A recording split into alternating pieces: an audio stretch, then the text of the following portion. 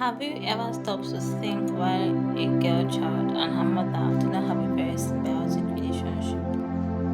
A strained bond between a mother and her girl child, where emotional communication is limited, often affects both parties deeply. Now, this lack of communication often leaves the daughter feeling isolated and misunderstood, while the mother struggles with the feeling of guilt and disconnection. This emotional barrier also creates a rift that deeply affects their personal well being and relationship. Now, understanding the effects of this is very crucial to finding a pathway to healing and reconnection. Here's to gladly speaking, the glad and unbroken. And today I'm going to be discussing the constrained relationship between a mother and her girl child, as well as the effects it has on both of them. Some mothers do not understand the level of damage their perception and character. They don't understand the level of damage it has on their girl child. They don't. I know our mothers feel like they are training us, they want the best for us, so they have to be strict and all. But it takes more than being strict to train your children, especially your girl child. Now there are some characters, attitudes that influences the constraint between a mother and girl child relationship, and one of them is when a mother has a judgmental attitude. Please tell me why you criticize your girl child. How honest can she be free to express her feelings to you or with you when you criticize her already? Before she speaks, you're already shouting. Why do you do that? Dear mothers, we know you love us, but please, let us see you as our friend. Let us have you as our best friend. Let us be able to share everything and anything with you without the fear of criticism. Another character that influences the constraint between a mother and a girl child relationship is when a mother lacks active listening. Why are you so quick to dismiss your daughter's concern? Why are you so quick to interrupt her? Some mothers don't have the time to listen. They are too busy to listen. They'll be like, kilo fe, kilo nso. Oh, show you more busy ni. Oh, my best or later, and that is the end. Oton is finished.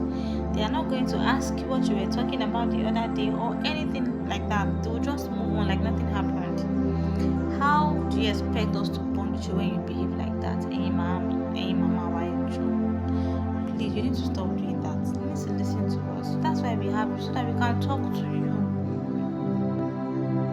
Some mothers possess overbearing and controlling attitude. Honestly, they are overly strict and controlling, and this character trait makes us, the girl child, feel as though we have no autonomy. It makes us feel as though our opinions are not valued nor respected. And if we are having a conversation and you cannot understand my perception, where I'm coming from, even though you have to share yours, it's going to be very difficult to bond with you, dear mothers. You need to chill. You need to see things from where we are coming from. You need to understand what we are saying. Please, mothers, any last chill. What about their emotional unavailability? Some mothers are absent emotionally, they are too busy, they are preoccupied, they are dismissive, they are everything and everything. For God's sake, we need support emotionally. Who do we talk to if not to you? Who? We don't want to feel reluctant to share our feelings with you, dear mother. So please, you need to be available emotionally. Some mothers impose their expectations on their girl child. They create standards that we must follow. We must follow that standards. The high expectation and the pressure to want to conform to the standard that you have created now makes us fear. Now we are afraid because we don't want to disappoint you, and because of that, we paint how we feel, we paint our desires, we paint our emotions, just because we want to please you, dear mothers. Now we live your life and not ours, which is very unfair as far as I think. So please, you need to take it easy on us because we have emotions, we have feelings. Cultural and generational gap. I know for a fact that a lot of people are affected by this particular point. When there is a difference in cultural and generational perspective, it creates misunderstandings, it creates misconceptions. A mother grows up in a traditional setting where sexuality and emotions cannot be discussed. It's a taboo to discuss things like that.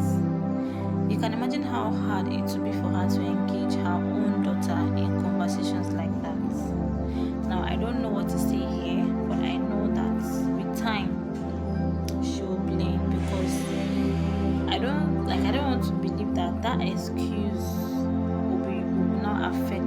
own child, your own upbringing as a child. If you as a daughter has been affected by such, please know that you have to be better for your own child. Other attitude that causes constraint between a mother and a girl-child relationship is when you compare your child with another child. Now, please don't do that. That child is unique. That child stands out. So don't make her feel less by comparing her with some other child. When there is personal bias, when there is lack of privacy, when there is lack of emotional intelligence, when there is inconsistent parenting. Now, all of it, and even more that I could not mention, creates that distance between mother and her girl child. Now, I need our mothers to know that in parenting us as children, it goes beyond the kitchen, it goes beyond the brain. Like, we need more. So in my next video, I'll be discussing the effects that this whole thing has on both the mother and the girl child and how we can remedy the situation. Now, with that in mind, please stay glad,